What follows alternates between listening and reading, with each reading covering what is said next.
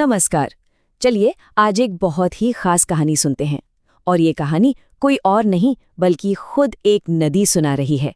तो आइए भारत की जीवन रेखा गंगा के साथ चलते हैं, उसके जन्म से लेकर समंदर तक के अनोखे सफर पर। तो बस इन्हीं शब्दों से गंगा अपनी कहानी की शुरुआत करती है। ये सिर्फ एक नदी की कहानी नहीं है, ये उस पूरी सभ्यता की कहानी है जो इसके किनारों पर बसी और जिसे आज हम उसी की नजरों से देखने वाले हैं। तो कहानी का पहला अध्याय, हिमालय की उत्पत्ति। गंगा की कहानी की शुरुआत होती है ऊंचे बर्फीले हिमालय से, जहां जमी हुई बर्फ पिघलकर पानी बनती है और अपने लंबे सफर पर निकल पड़ती है। गंगा का असली जन्म स्थान है गोमुख, गंगोत्री ग्लेशियर के मुहाने पर बनी एक बर्फीली गुफा। ये जगह उत्तराखंड के उत्तरकाशी जिले में है। यहीं से एक पतली सी एकदम साफ धारा के रूप में गंगा की महान यात्रा शुरू होती है। और यहीं पे इसका एक और बहुत सुंदर नाम है। एक पौराणिक कथा के अनुसार राजा भगीरथ की महान तपस्या ही गंगा को स्वर्ग से धरती पर लाई थी। इसीलिए अपने शुरुआती सफर में इसे बहुत प्यार से भागीरथी भी कहा जाता है। दूसरा अध्याय, मैदानों का सफर। अब पहाड़ों की गोद को छोड़कर गंगा भारत के विशाल मैदानों में उतरती है, जहां इसका रूप भी बदल जाता है और इसकी भूमिका भी। देखिए गंगा का ये सफर कितने ही जाने पहचाने शहरों से होकर गुजरता है। ऋषिकेश से लेकर कोलकाता तक हर शहर में हर पड़ाव पर ये लाखों लोगों की जिंदगी को संवारती है, उनके खेतों को सींचती है और उनकी रोजी रोटी का जरिया बनती है। ये तस्वीरें कमाल की हैं।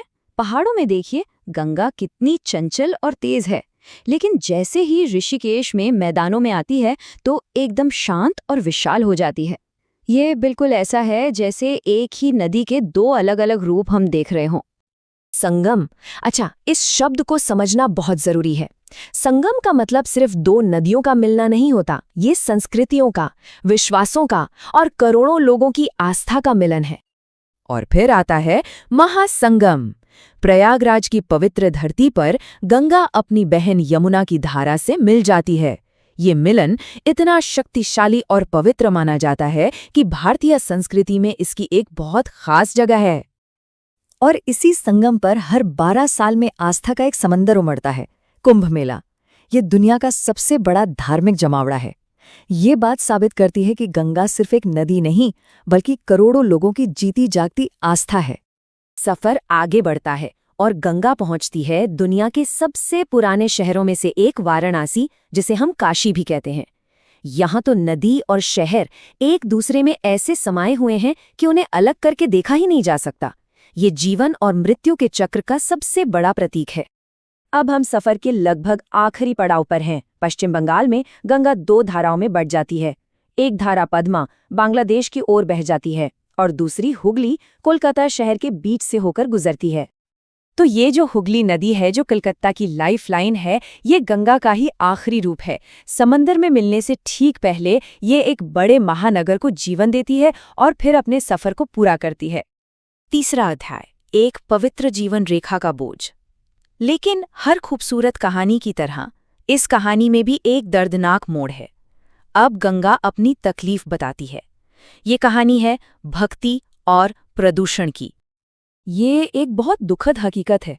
गंगोत्री में जहां गंगा का जन्म होता है, वहां उसका पानी चांदी की तरह साफ और चमकता हुआ है। लेकिन काशी तक आते आते ये अपनी चमक खो देता है और मटमैला हो जाता है। ये फर्क देखना सच में दिल दुखाने वाला है। तो सवाल ये है कि ऐसा क्यों हुआ? गंगा खुद बताती है, कारखानों का कचरा और शहरों का गंदा पानी जब बिना साफ किए उसमें मिला दिया जाता है तो वो जहरीला हो जाता है। ये कितनी बड़ी विडंबना है कि जिस नदी को हम जीवन देने वाली माँ मानते हैं, उसी पर इंसानी गतिविधियों का इतना बड़ा बोझ डाल दिया गया है। चौथा और आखिरी अध्याय, एक नदी की आशा। लेकिन कहते हैं ना कि हर रात के बाद सुबह होती है। अपनी इस तकलीफ के बावजूद गंगा ने उम्मीद का दामन नहीं छोड़ा है। वो एक सपना देखती है, फिर से नया हो जाने का। और यही गंगा का हम सबसे आखिरी संदेश है, एक बहुत सीधी लेकिन बहुत गहरी इच्छा कि वो अपने असली साफ सुथरे रूप में लौट आए।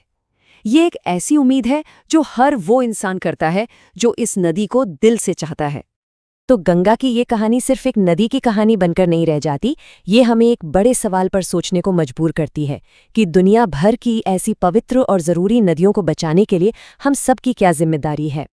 अच्छा, गंगा की इस यात्रा से हमने बहुत कुछ जाना और सीखा, तो क्यों ना अपनी याददाश्त को जरा परखा जाए और देखें कि इस कहानी की खास बातें हमें कितनी याद हैं।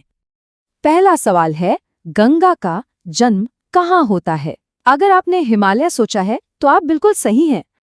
ठीक है, अगला सवाल, यमुना नदी किस पवित्र शहर में गंगा से मिलती है? और इसका सही जवाब है प्रयागराज, जहां पवित्र संगम होता है।